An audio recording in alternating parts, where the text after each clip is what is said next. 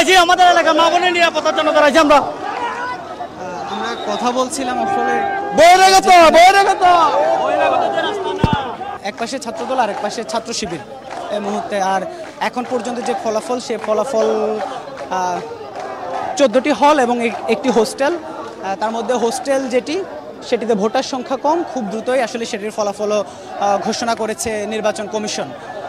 যেটি একেবারে বেসরকারি যে ফলাফল, সেই বেসরকারিভাবে যে ফলাফল দেওয়া হয়েছে, অনানুষ্ঠানিক যে ফলাফল, সেখানে ছাত্রদলের যিনি ভিপি ক্যান্ডিডেট, ভিপি প্রার্থী সাজ্জাদ হোসেন হৃদয়, তিনি এগিয়ে আছেন। জিএসএ এগিয়ে আছেন ছাত্র শিবিরের সাইদ বিন হাবিব, এবং এজিএসএ এগিয়ে আছেন ছাত্রদলের যিনি ভিপি এজিএস প্রার্থী তৌফিক আইয়ুবুর রহমান তৌফিক, তিনি এগিয়ে আছেন। আমরা এখানে যেমনটি বলছিলাম যে 1 নম্বর গেট এলাকায় আসলে এই মুহূর্তে যেহেতু 2টি ছাত্র সংগঠনের সমর্থনে নেতাকর্মীরা জড়ো হয়েছেন, সেই জায়গায় পুলিশ তাদেরকে বুঝিয়ে এখান থেকে যেন 2 পক্ষই যেন আসলে সরে যায়, সেই বিষয়টি পুলিশের জায়গা থেকে চেষ্টা করা হচ্ছে। আমরা আপনাদেরকে সেটা দেখানোর চেষ্টা, কয়েকজনের সাথে পুলিশ কথা বলেছেন, তাদেরকে বুঝিয়েছেন যেহেতু নির্বাচনের সার্বিক পরিবেশ পরিস্থিতি যেন শান্তিপূর্ণ থাকে, সেজন্য তাদের সহযোগিতা পুলিশ কামনা করছেন।